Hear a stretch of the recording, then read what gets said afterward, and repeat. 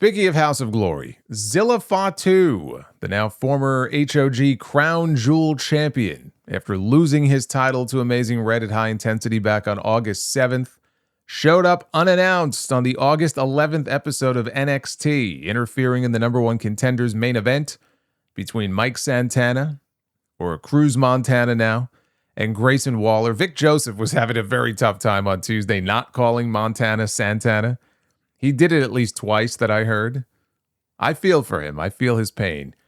But we ended up with no winner after Zilla ran in, and right away, he was treated like a star by the crowd at the Performance Center. They knew who he was, and they were very happy to see him, and he was recognized by the announcers, identified by his name. I was hoping he would get to keep it like Jacob Fatu did. It looks like he'll be keeping things as is. I see they already have a new t-shirt for him up on WWE Shop with his name on it. So that seems like a very good sign. I would say it's also a good sign that he is immediately being thrust into the NXT title picture. He put Tony D'Angelo on notice right there at the end of the show. He was staring him down because he was watching the match from ringside.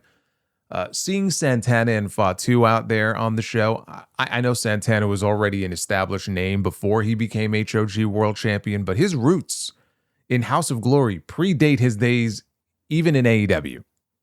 He puts the OG in HOG, and he had what I believe to be the greatest run that any champion has ever had in our promotion.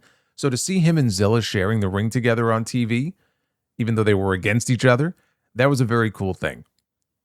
Now, NXT has its Heatwave show airing opposite AEW All in London on August 30th. That's going to have a 3 p.m. Eastern start time. That's after the AAA show airs at noon. They're throwing everything they can at AEW that day. But the shows are taking place in Edinburgh, Texas.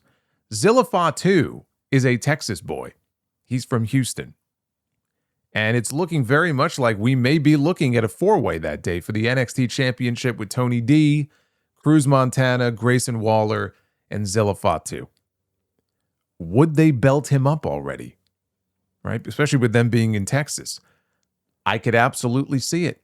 And again, you heard the reaction on Tuesday. It's not like the people are looking at him going, "Who are you? Who are you?" You know, they're not doing that. They were very excited to see him. Their reaction made it feel like a big deal, you know, that he was actually debuting there.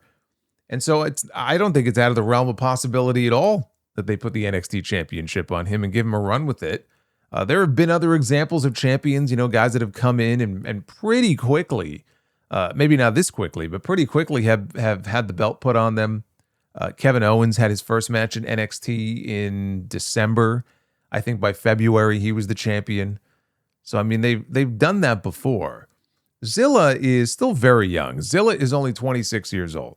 He's been wrestling for about 3 years now, maybe a little bit longer. I've had a front row seat to see his progression in the ring. I see, you know, how he's come along as a wrestler. Behind the scenes, he's always been nothing but kind and respectful. You know, whatever stories may be out there about him and other promotions, I've never seen that before. And I think if he keeps his head on straight, he's going to have a lot of success there. Because like Jacob, he's got that background where, you know, he spent time behind bars. He spent 6 years of his life, a good chunk of his teenage years, in the Texas State Penitentiary.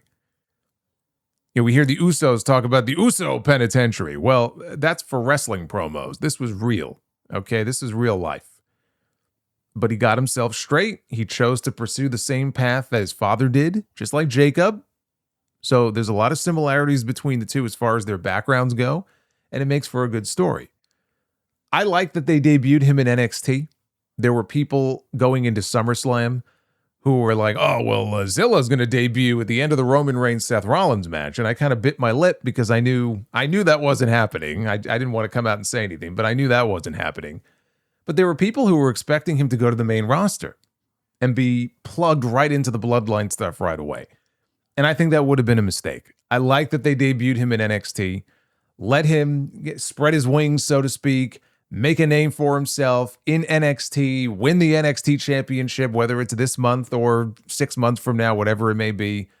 Let him breathe a little bit down there. Let him establish himself down there. It's the same way I felt about Santana in that let him be a big fish in a smaller pond until they have a spot ready for them on the main roster. Obviously, Zilla has the benefit of being part of the Bloodline, so anytime they want to, they can just plug him into that story. You can plug him into that story anytime you want.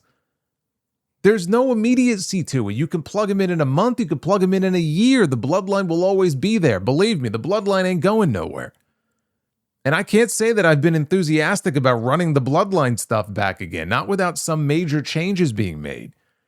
They did Jacob against Roman twice, and Jacob lost both those matches and he fell in line. They cooled him off. He doesn't feel as big of a deal as he did 6 months ago. Hopefully the long-term vision is there, where he takes Roman's spot from him when Roman ultimately drops the World Heavyweight title and he disappears. I could see Zilla as, put it this way, I could see Zilla to Jacob as Solo was to Roman. And I think that would be a good spot for him to be in, with Fatu leading the charge, maybe as the new face of the Bloodline. Roman, again, he disappears for a while, and Zilla could be his right-hand guy. You want to continue the Bloodline stuff, really blow it up, and put a fresh coat of paint on it. Solo Sikoa, he's been a lot more fun to watch these last several weeks than at any point during the MFT stuff on SmackDown. Now he's out there having fun, he's being himself, he's being all goofy, the people are responding to it. There was a report a few weeks ago that they weren't planning on turning Solo babyface, but they have taken note of the crowd reactions. I hope so. They should. Turning him back heel again would be the dumbest thing they could possibly do. But on Monday, he lost to Jey Uso in the main event, with the stipulation that if Jey won, he would deliver Solo to Roman Reigns on Raw tomorrow night, because Roman Reigns is back. Another Roman Reigns return on Raw tomorrow night. And Jey Uso is going to deliver his brother on a silver platter.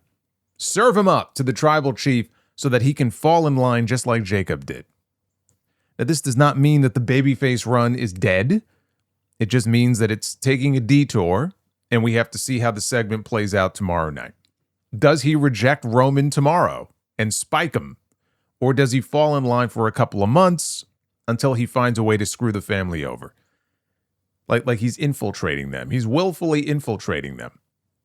To me, that would be more interesting, right? Kind of tear them down from within.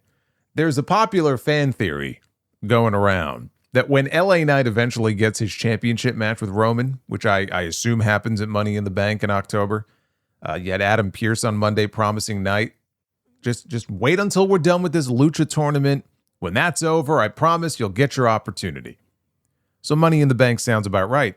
But the prevailing fan theory is that maybe in that match, Solo screws over Roman and he helps LA Knight win the championship. That sounds great. That sounds amazing.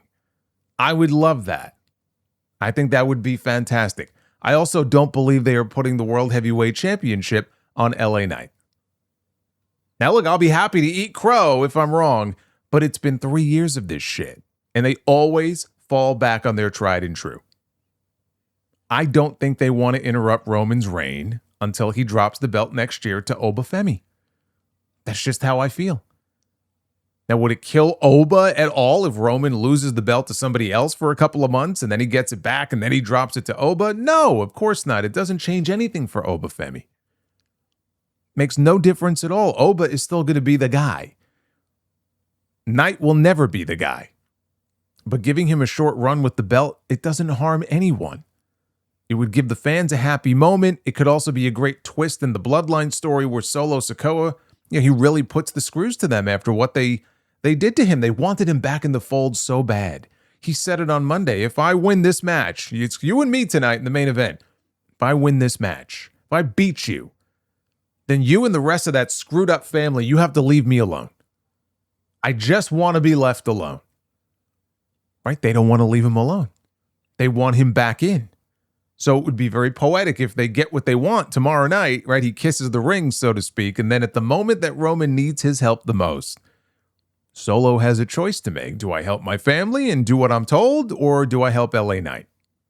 LA Knight, the guy who never trusted him, the guy who didn't even want to team with him at SummerSlam, had to be convinced. Does he help LA Knight instead beat Roman to win the world title? And when he does, let's say he does, when he does, the place explodes and we get the big happy moment at the end.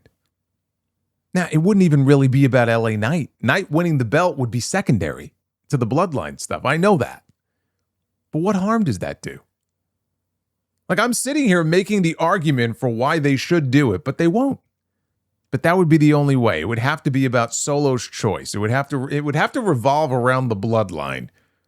If not, WWE would not have any interest in doing it.